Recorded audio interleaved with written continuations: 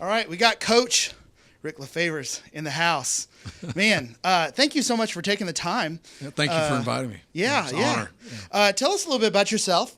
We know you in the community, but for those outside the community, tell us a little bit about yourself, how you grew up, all that, how you got to be where you are. I'm a Panhandle kid. I grew up in Emerald, Texas, born and raised, and grew up in a church family. My parents are both educators, and several uncles that were ordained ministers. My dad was an ordained minister and had a small church for several years of my life as well. And grew up around FCA, going to church, Wednesday night, Sunday morning, Sunday night, throughout my youth, and vacation Bible schools and the Bible Bee and all that stuff. So I had a great childhood. I went on to TCU and walked on there to play football in Fort Worth. And then, Go Frogs. Yeah.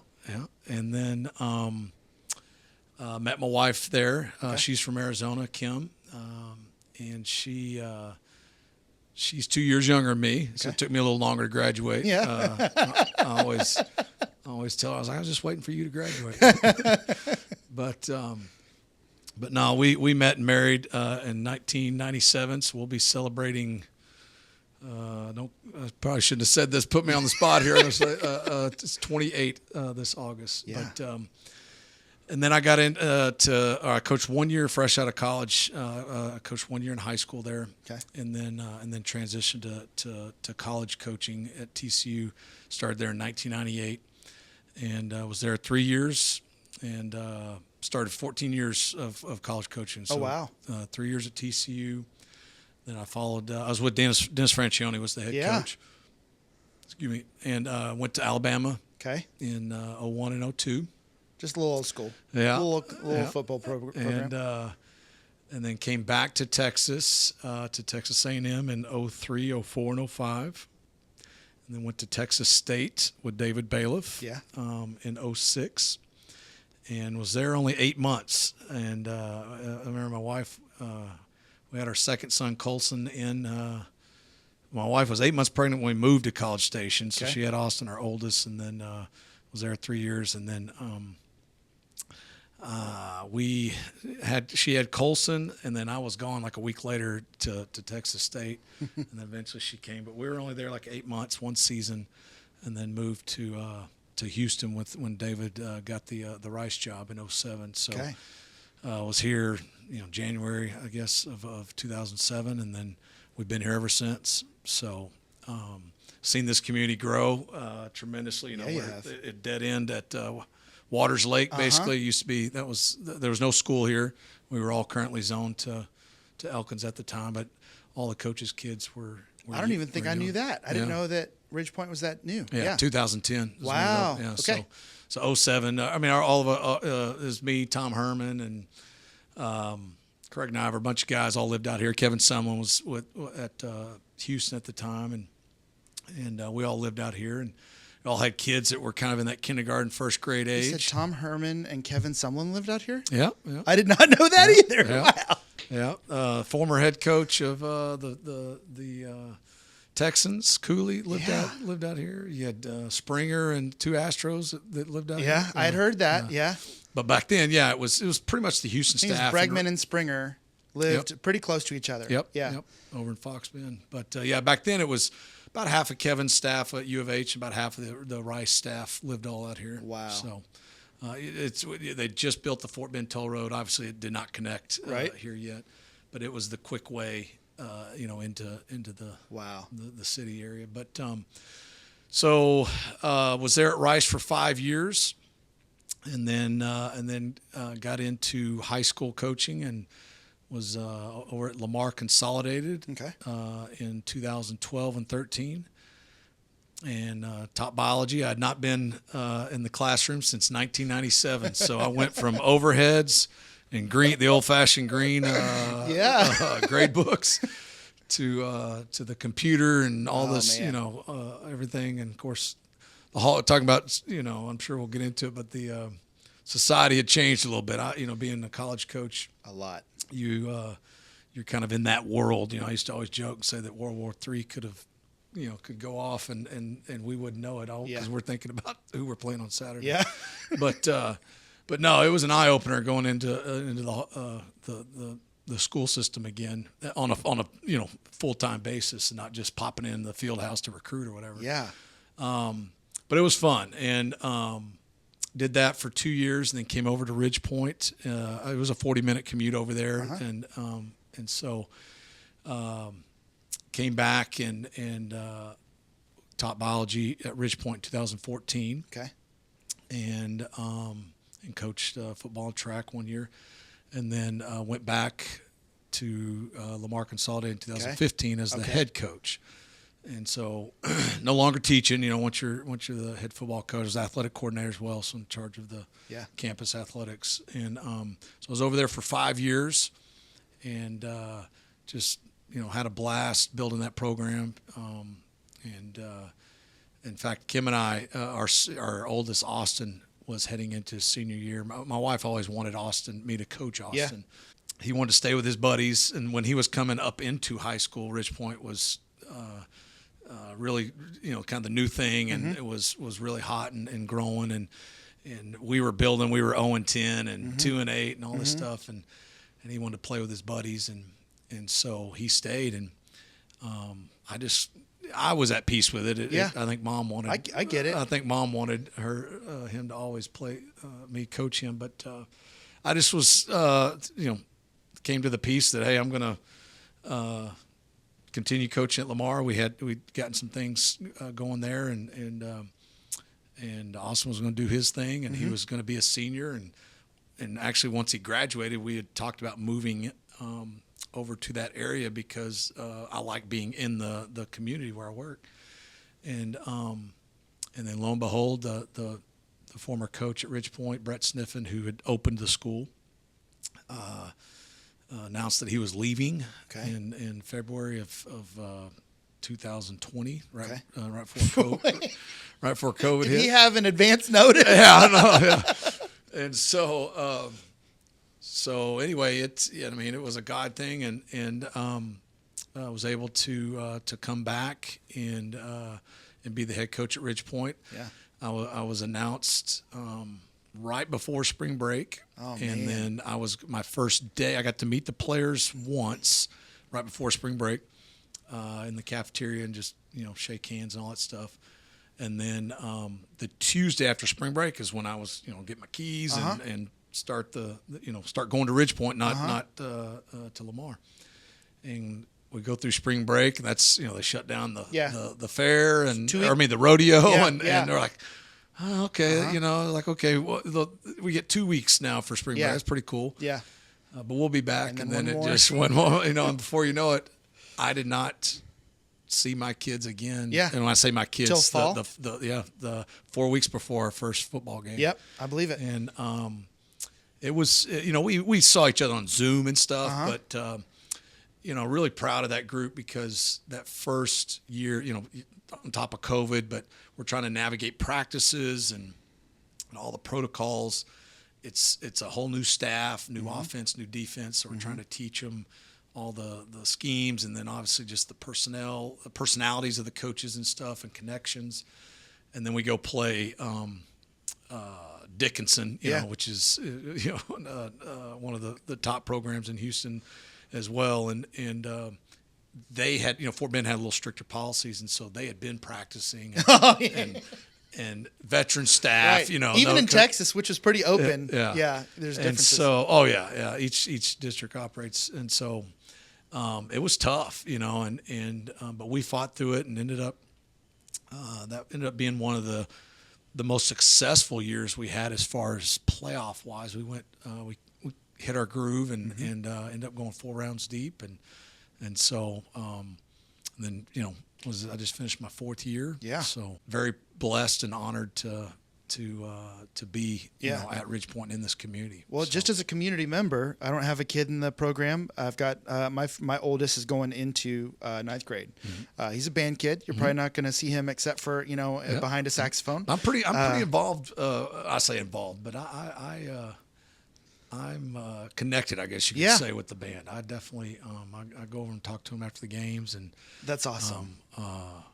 I'll go visit them and stuff during the practices and things like that. So, so I'm sure I'll see them. That's awesome. Yeah. Well, I know it's much appreciated, and just as a community member, I hear your reputation precedes you, and just in the community that I'm around, it's a lot of Christians, believers. And, that was what I heard over and over again was just like, well, he's a good Christian. And a lot of our young, so they're going into their senior year now, guys like Hayden Willie and that kind of crew. I remember I did a little small group with that crew. I think they were going into ninth grade that fall of 2020. And so I spent some time with them, but that's when I heard your name for the first time. It was just so appreciative, but I know that it probably comes with some pressures, I don't know what it's like I know what it's like to be a Christian inside a church, but to be inside a public high school. And that's really what I wanted to talk about. This podcast is really all about helping teenagers find Jesus and connect in their faith, and really, as much as possible, not walk away from that, and have a vibrant faith. But how does that play out in a public school setting? As a Christian, a head football coach, you've got guys. Is there any sort of imparting faith to them, or what is that like? Give us a picture of what that's like. Well, first I try to, and let me preface this by saying I am by no means. What's the cliche word? A good Christian.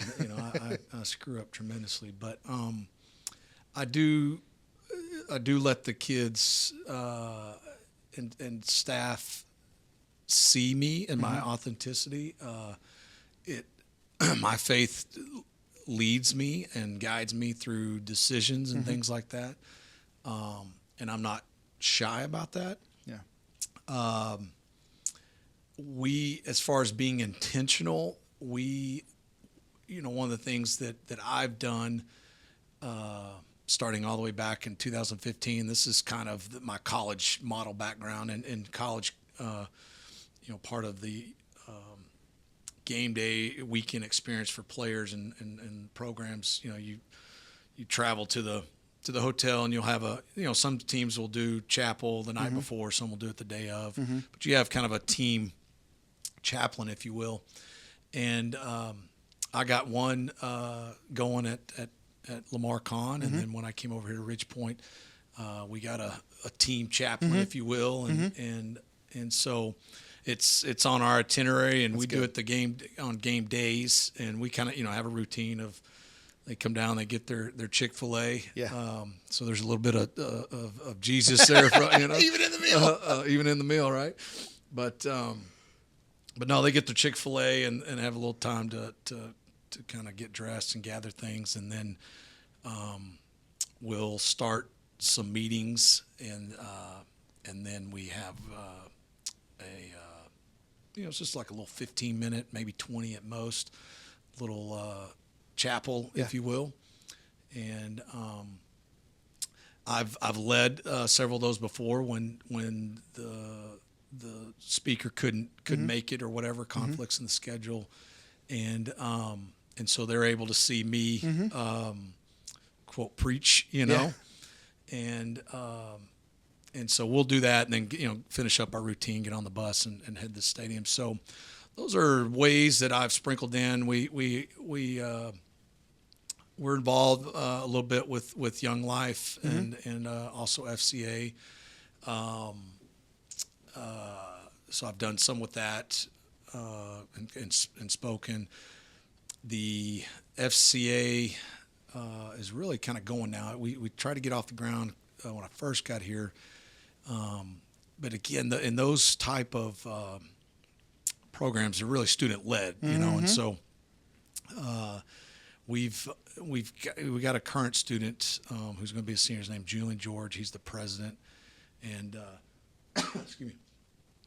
He's a starting safety for us, just outstanding young man, camp counselor, and he's led a couple of kids to Christ on our team as well.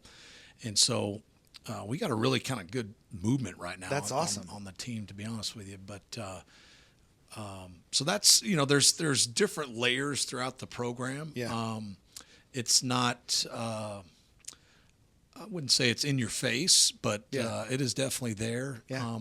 I send out, I'll post stuff on social media, and I will in my emails, and we'll include sometimes Bible verses, or in our we do a 2 words kind of character development deal, and sometimes correlates the generic character quality to something from scripture. So just trying little, sprinkles here and there to allow the kids to see, when they come in my office, I got Bibles and different things on my desk or around my desk, and then there's moments where we've had to close the door and get more deep and serious and such, and I've been blessed with several of those kind of moments as well. That's good. Have you ever been antagonized in those kinds of, is there, I'm sure there's people out there that are against any teacher having some sort of Christian influence. Yeah. So, there's famous Supreme Court case, the coach up in, I think it was up in the Northwest, Washington or Oregon or something like that, got fired for praying on his own, on the field or whatever, either after a game or before the game. So there's that kind of extreme, Yeah. But I've never, knock on wood, I've never really experienced that. I think that, living in the South and Texas helps. Texas, helps. Again, the way I do chapel, so it's voluntary. So that's probably helpful for people to know. It's not a force. Right. So that's the way I so out of our football team, I'd say 85 to 90%, stay in there. That's awesome. And so the way we do it, we don't have like a team meeting room. We have a weight room, and everybody kind of gathers in there. And so we give them a little bathroom break and say, hey, chapel's here, and we'll start in 5 minutes or whatever. If you want to stay. If not, go in the locker rooms and shut the doors, be quiet, blah, blah. So there's some that go in there because they kind of got their routine, they do or whatever. But so that kind of keeps me on the legal side, I guess you could say. And then we pray before the game, but the kids, and each year it's kind of you kind of get the same guy. It's almost superstitious, and the one that's kind of it's got the energy prayer, and so it's been a different kid each year that has kind of taken on that role. Last year was Tim Dotson, and so again, the kids lead that prayer. That's awesome. And such. So I really haven't. I have 2 Twitter accounts, my personal and the football one, and I'll tiptoe on the football one and where I'll be more direct on the personal one. So that makes sense. It allows me to I guess navigate what could be tricky waters, but God's protected, so to say, I guess it's good to put it. When you're not losing football games, and that helps. I'm sure it's like, hey, don't fix something that's not broken. Yeah. And so I'll say I've not heard a negative word about you. Now I'm sure no one's you don't know very many people. No one's got all positive press, but you've got a good name in the community, and so I think there's something to that aspect of just being an upstanding member of society and living the right life and doing a good job at work, and when it comes time to defend, I guess we'll defend and stand up for our beliefs. But, also I think the not in your face thing, that's my style. I'm not, I'm not taking a bullhorn, to schools or standing outside of, whatever. I just feel like that should be more relational. Absolutely. And I've, grown in my faith, or throughout my years, have I don't know if grown or vacillated or how, what the right word is, but just, the ebbs and flows of it. But again, I think at the core, human nature, you meet people where they are, and it's no different than coaching, teaching, life period. If you don't first, again, I'll use this like coaching. If I don't, everybody says tough love. Well, you can, and we flip that sometimes and say love tough, meaning before the toughness comes, you gotta love them first. And so, and what that is, just you gotta have a connection before people listen to you. So, you could be telling them the greatest, news in the world, but it's going to fall on deaf ears, I find, if they don't have the connection and the trust. And so I find that the in your face, I think there's times for that, but I think the majority of the time, it's building relationships and connections, and those are those seeds, kind of like the bamboo that you don't know, and then all of a sudden it's been growing, and then it opens up. Yeah, that's good. Are there character qualities you're trying to impart into your students before they graduate, outside of be good at football? Man, my biggest thing, we talk about all the time, is just like being just being a good person, have like that, just a good heart. I think in today's society, especially with social media, we're so quick to tear someone down, to laugh, and just and what ends up happening is it's considered funny or cool. And I remember, thank God we didn't have social media and cell phones, but like, that's just kind of what teenagers do, is the teasing and and stuff. And you look back on it, and I can remember, where there's moments where I'm like, man, that was not, 15, 16 year olds. That was, in my heart, I knew it wasn't right, but I went along with it, and teasing someone or doing whatever. And then you get to your 20-year and 30-year class reunion, and you quickly find that we're all the same, and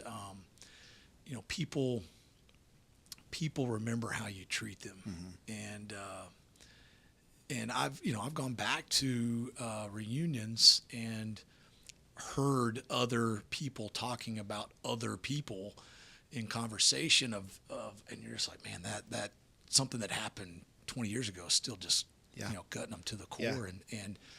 And so it really is in the job that I'm in with kids, of just the importance of they think that there's no care in the world, that it's hard for them to see past their nose, but like what you do, as cliche as this may sound, is going to echo, and have ripple effects for many, many years to come. And just treating people right, as simple as that may sound, just having a good heart, just being of good character, good integrity.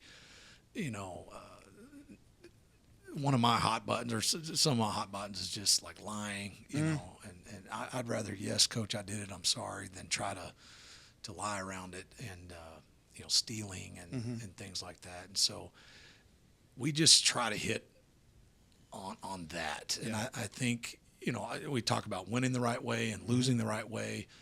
And I just think, from an athletic standpoint, we always talk about being a champion, and like there's a standard and how you do everything. And when you carry yourself that way, others see it, and I'm a former walk-on, like I mentioned earlier. And so I kind of have that, I'm not into the bully or the showboat and stuff. Yeah. I'm an underdog guy. Yeah. You know, Earn it. And yeah, it's funny you say earn it. That's our team theme this year. Oh, really? Yeah. But so yeah, I'm always for the little guy, you know, and so, you know, if we're beating someone or I'm not into the showboating part. Yeah. You know what I'm saying? Oh, yeah. I've been on both sides. Like I said, I was 0-10 and unfortunately, it's getting worse in professional sports. It's all for the clicks and the social media, and so that's a battle. It really is, of trying to, you know, to talk to the kids and like, look, I know their heart. Yeah. You know, being around them, but sometimes they just do stupid stuff, and again, because they think it's funny or they think it's cool, or the people that is laughing with them are people of their same age, and getting them to understand that the people that are going to be hiring you and promoting you and such are the adults. You know, I know right now you think we're the old fuddy-duddies and we're idiots, but like that's ultimately who you need to quote impress, not your friends. Not your peers, you know? So it's a daily battle. Believe me, it is oftentimes 2 steps forward, 1 back, or 1 forward and 2 back. You know? Well, that sounds like the other side of the coin of youth ministry. You know, it's just youth pastors listening are like, "Yep, they're nodding right now." You know, parents. I can see the parallels. Parents are nodding. Absolutely. You know, it's across the board. What about? Have you had the opportunity to kind of guide students through kind of their college years? Like, do you keep relationship with? How does that work for you? You know, there's an opportunity for college sports, professional sports, and things like that. Not to say, you know, your resume, but just the idea of like, you know, hey, coach, you know, I'm in college and I'm struggling with this, you know. Yeah. Do you ever have that opportunity? Yes, more so in college. I've been blessed to have several kids go through the NFL, but they're, you know, kind of a man at that point, married, and so it's a different dynamic and relationship. But college for sure, especially when they're young, you know, that first year as a freshman, and again, I think, you know, I look back in my career and different points, and I really think God, you know, was building me and molding me for Ridgepoint in this moment, because I'm able to reflect back and kind of see on both sides. And I remember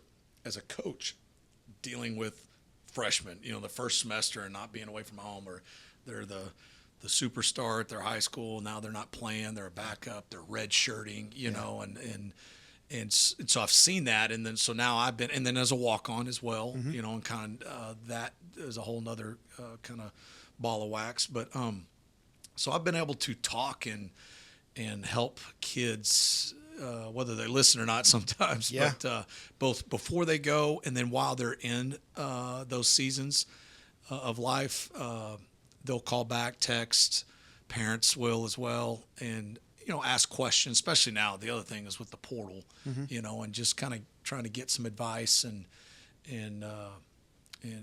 navigating some of those decisions that they're going through. But that's been a blessing, you know, is the recruiting part, being able to help kids, you know, get to the next level. And then once they're there, being a source for them, a resource for them to you know, feel they can trust and call back and not be judged and kind of have no hand, you know, like, hey, I'm not their parent telling them, I'm not the college coach that has a hand in the game. Like I'm unbiased, and I can tell them, you know, what I think, and then they can do with it, you know. Some freedom in that. Yeah, that's good. That's good. I think that's in youth ministry. I think that's some of the best opportunities, because there's two. You know, it's like I remember what it was like to be a college kid, and some of those lessons kind of sunk in later. They almost marinated in high school, and my parents didn't get necessarily the benefit of experiencing the lesson learned. And then I come back, I'm like, I'm so sorry. I realize now that you gave up so much, you know. And so it's a sweet moment to be able to guide students through that. How would you define, this is the last question, how would you define success in your role? Obviously winning football games, championships, but, you know, how would you define success in your role?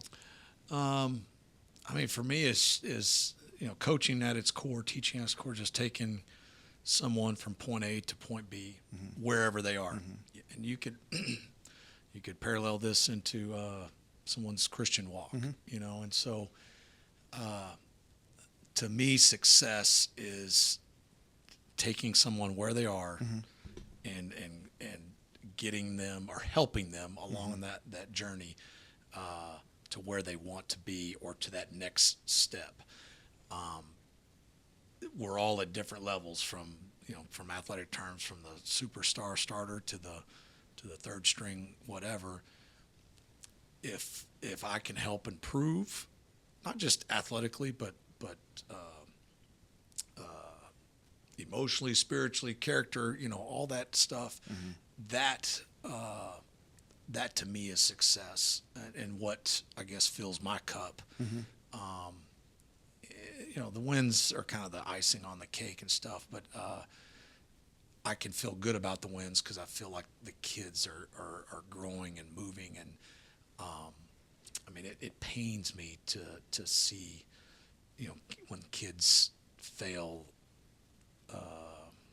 off the field, for the heart issues and such.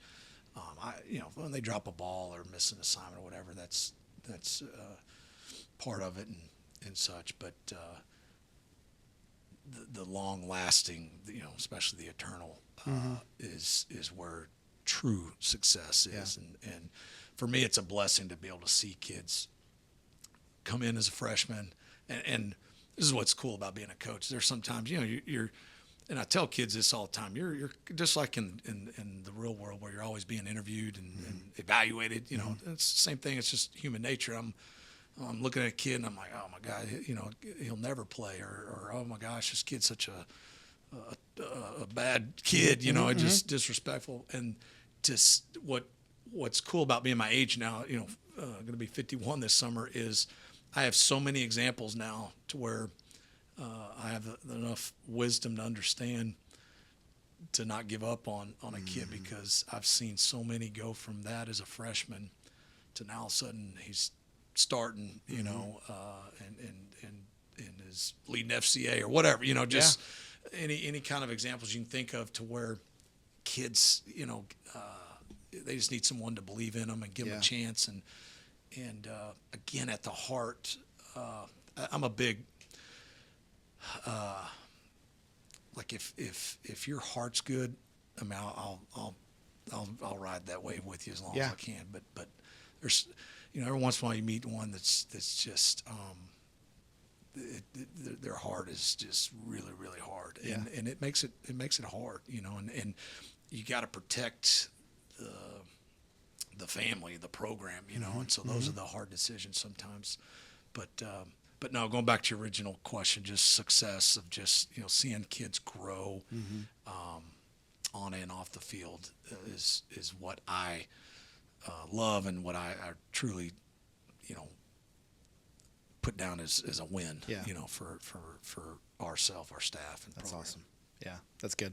Well, before we cut you loose, we're going to do some rapid fire questions, just for fun. What's your favorite sports movie of all time? And why is it Friday Night Lights?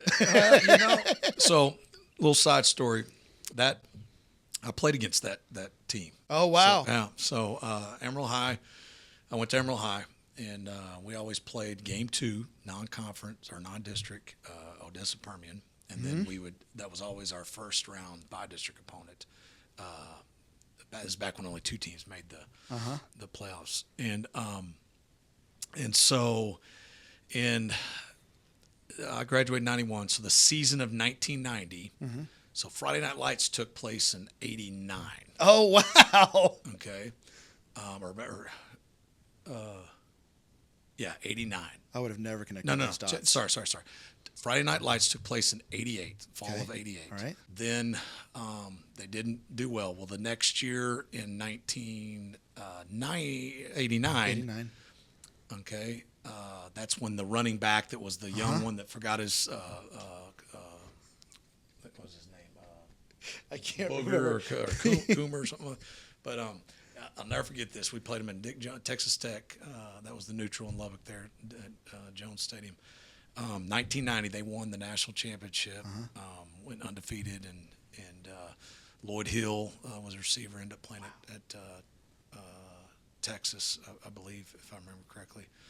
Or maybe it was Texas Tech. But anyway, so that was 1990. Well, then that was my junior year. Then my senior year, so they graduated and they dropped off a bunch, but they, because of all the movie doesn't really show it, but there was a lot of off the field, the kids were not living in their zone, and people would get, jobs for them, and they would move, move over to Permian and such. And so there was supposedly steroid. That was a big thing at the time, and just all kinds of just extra stuff. And so they were actually ineligible my senior year for the playoffs. So we played them in non-district. They beat us. We played in Ratliff Stadium, which is a cool experience. And they beat us 10-0. And but then they didn't get to go to the playoffs. Yeah. And so we ended up playing Odessa High, which was the other that's wild opponent. But so that's the Friday Night Lights. Yeah. Now, my favorite movie, going back to your question, is Remember the Titans. Oh, that's good. Yeah. I just, man, that encompasses so much. Two great head coaches, but they both had their issues, and then just seeing the two teams come together, and the two main characters and what they represented, and then kind of the underdog, if you will, as well. And also, I guess that's, a sub favorite would be Rudy. Rudy, yeah, with okay. the walk-on deal. But no, I just love Remember the Titans. That's I thought the action was real. I thought it caught and captured a lot, and just has a lot of themes. Lots of character quality stuff going on in that movie. Yeah. That's So, good. Who's your favorite college football team? Well, TCU, of course. TCU, yeah. That's a lock there. But I will say this, because of college coaching, my college roommate from TCU always gave me a hard time, because in college, or when you're coaching, that logo changes. I mean, we were moving, up until I got to Rice, we were moving every 2 or 3 years. And so whoever's name's on that paycheck, you quickly, is your favorite. And so, while I was at TCU, it was the greatest thing. And then we went to Alabama, the greatest thing, you find whatever, man, their business schools rank this, you're always in that kind of recruiting mode, and you go to A&M and, and whatever, all the stuff there. And I mean, I could have been at the worst school in America. I'm going to find something, and so he would always give me a hard time. That's what you said about the last school, blah, blah. But, so yes, TCU, just because obviously that's where I went and spent 10 years of my life there. But I, because I used to hate A&M, but because I worked there, you gotta, get on board. Obviously have an affection for Alabama as well.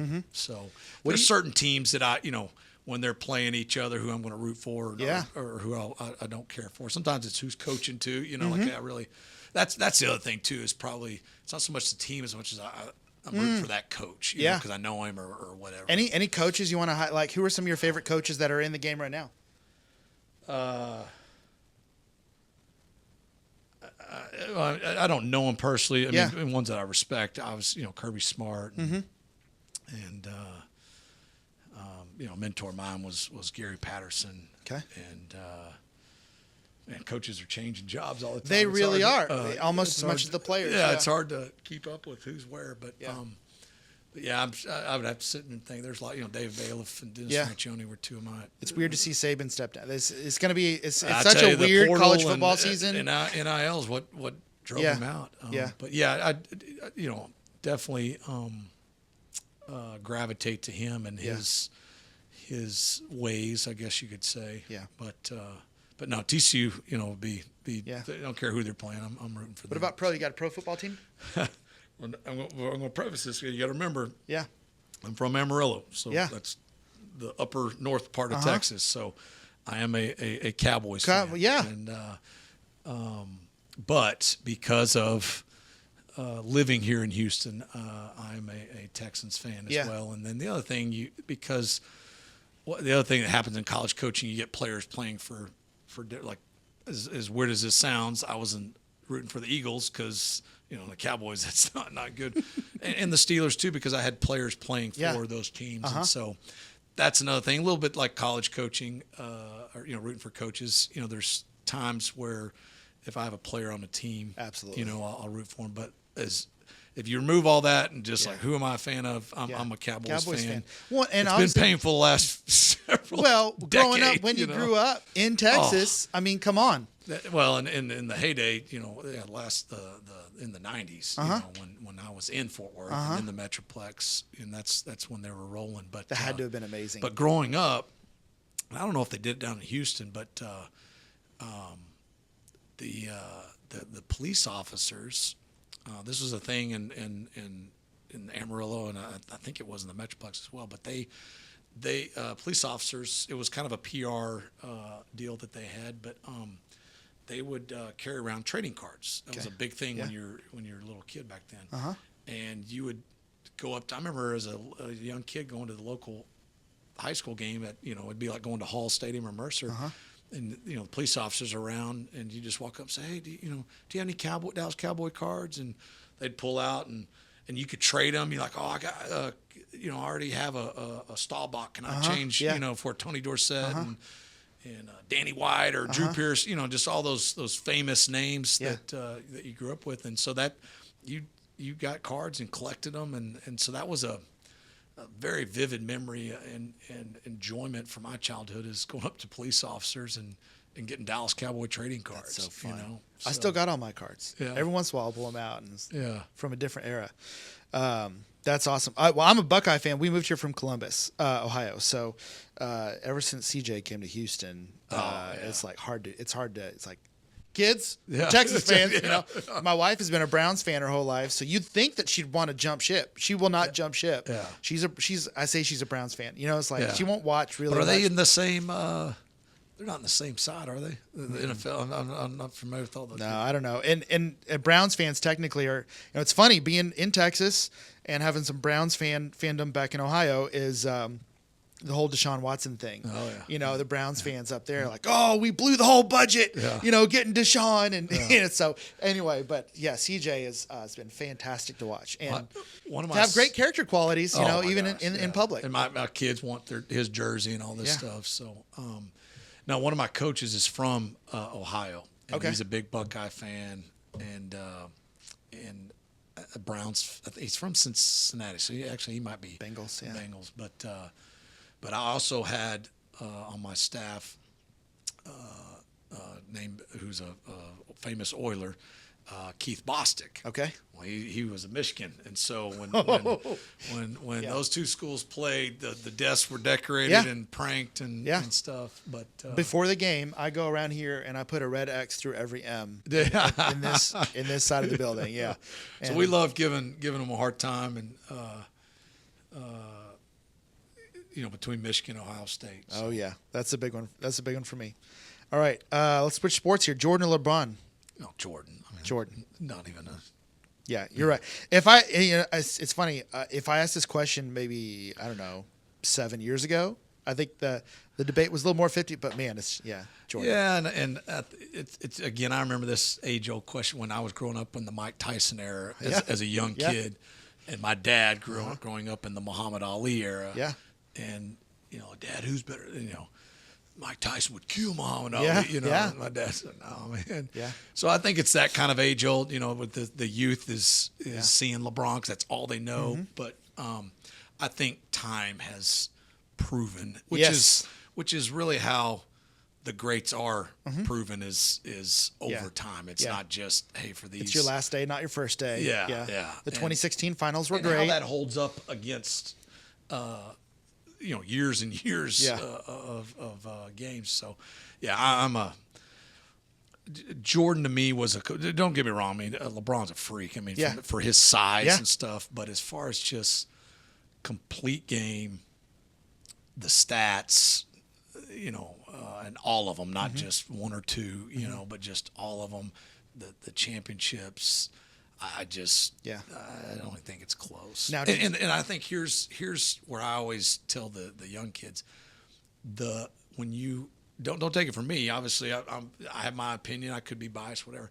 Like this is what the NBA players say. The people that played with him, Yeah. played with both of them. I and love they're those like, interviews. Yeah. They're like, hey, don't get me wrong, LeBron's good, but like, no. Yeah. You know? You could not stand up Yeah. against him.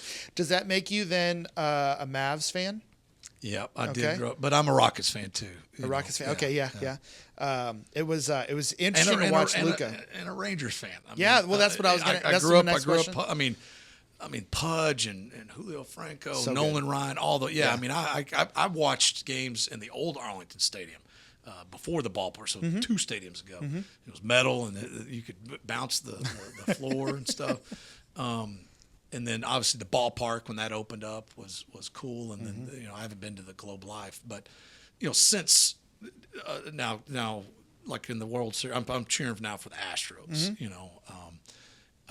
So I'm full into the Astros. But yes, if the Astros aren't playing, I'm cheering for it. And I was pulling for the Mavs. Yeah. So Yeah. I had a Mavs jersey growing up, and it's been good to see them kind of back in it. Yeah. So. It's tough to watch Luka be so good and just be up against, basically our Bulls. Yeah. As the Celtics. Like these guys have been playing They together. just had too many weapons. Yeah.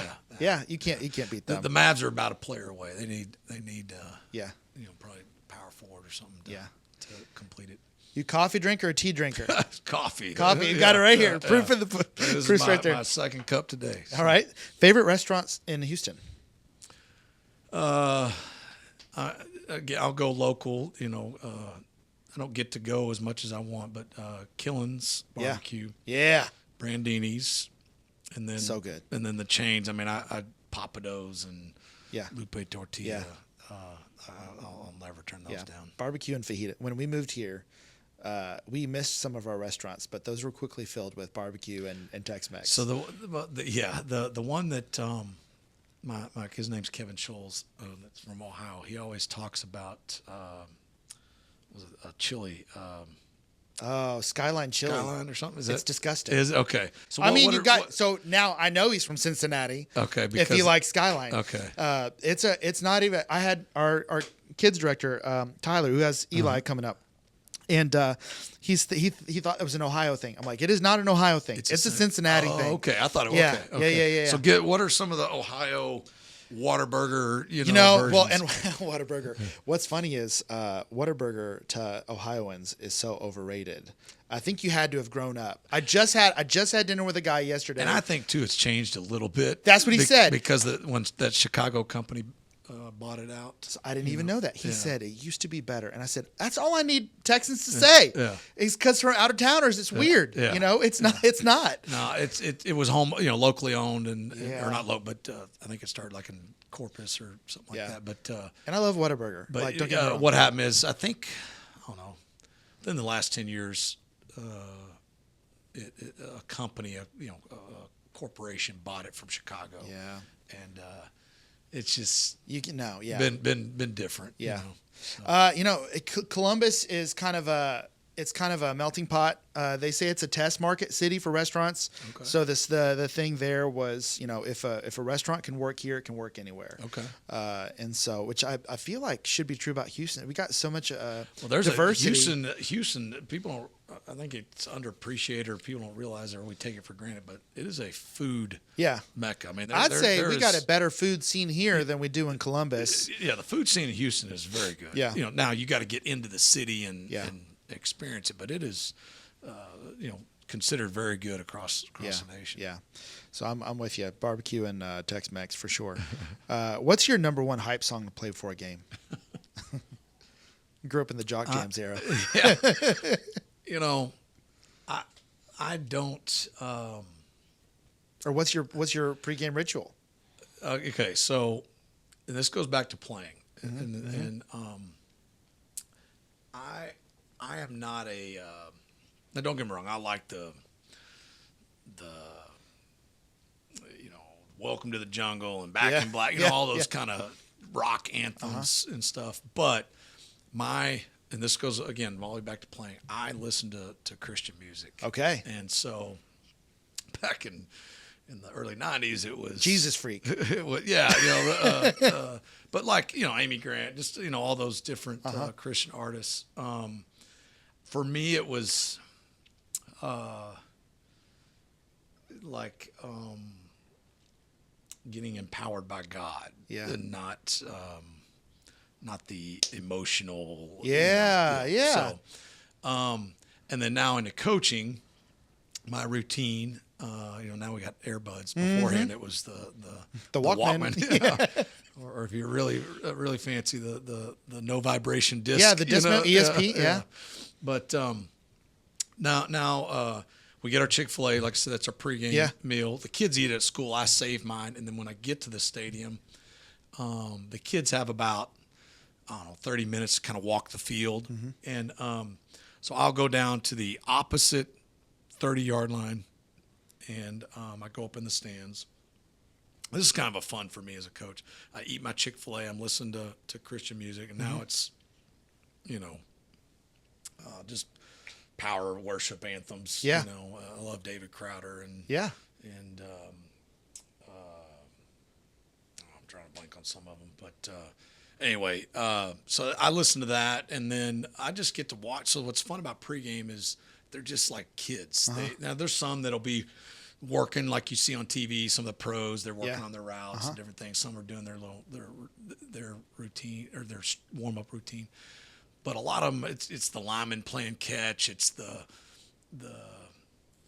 ones that aren't receivers playing, but doing their thing, playing one-on-one. And it's just like they're in their backyard, and it's fun for me to just sit there and eat my chicken sandwich and just watch them. Just watch them play, and just have fun like little kids. And then after about 30 minutes, I'll whistle them up, and then we'll walk in and start more of a structured pregame. But no, the kid, we listen to rap and stuff at practice. The kids know it's just got to be clean and such, no cuss words. And same thing with the locker room. There's a good amount of Christian hip hop nowadays. Back in the day, it was hard to find. What's funny is it's actually getting better. Yeah. I have my playlist, and so when I hear a song, I'll especially if I don't know it, I'll Shazam it, and so like with is it NF? Is that NF? Yeah. That kind of has that Eminem sound, and so there's a lot of times the playlist will it could be AC/DC to Drake to Amy Grant. Yeah, Amy. Tell me Amy Grant is in the playlist. And so, and some of them don't even realize, like, it's a Christian. And you hear them kind of like bobbing their head to it or whatever. And I was like, you know what they're talking about here? I didn't know what. And so, I'll sprinkle in some Christian music awesome. As well. Yeah, so that's plenty of good stuff there. Last question: is Ridgepoint going to state this year? Oh man. Well, let me again preface by saying it is. You got to have a little bit of luck to get to state. It is a gauntlet. Yeah. To get there, just because of the amount of teams. And so half of it's staying healthy. And then a lot of it's about matchups. Yeah. And such, but we definitely have the talent. We got, again, like I said, we got to stay healthy. We're not as deep in some positions. Yeah. But we're no doubt not only one of the top programs in Houston, but one of the top programs in Texas. And we got a lot of bullets, so to say, this year. And again, if we can stay healthy and catch a couple breaks here and there, the turnovers and not having them, and that's been kind of our nemesis the last 2 years. The last game that we've lost, that's knocked us out of the playoffs, we've had multiple turnovers, and that's been kind of the death of us, if you will. So, we got to be able for us to keep advancing and wanting to be where we are, because we've had the talent. We just, again, like I said, last two years in a row, we've had 4 turnovers in the last 2 games of the year. Yeah. And you just can't win very many ball games that way. So, we that's always the goal. We try not to, we always in my team meeting and parent meeting, we talk about this where I kind of sprinkle in the Bible verses, but talk about having a vision, in Proverbs. where if a man has no vision, the people perish. Yeah.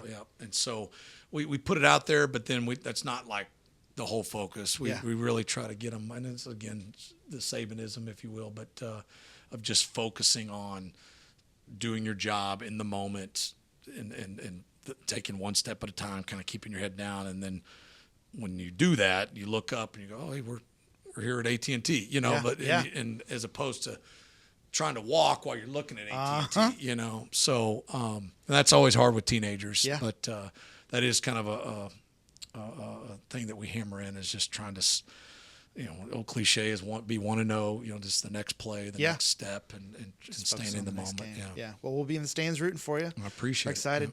Thank you, Coach. Appreciate the time. It's been awesome. Been blessing. Yeah. I appreciate it. Thank you.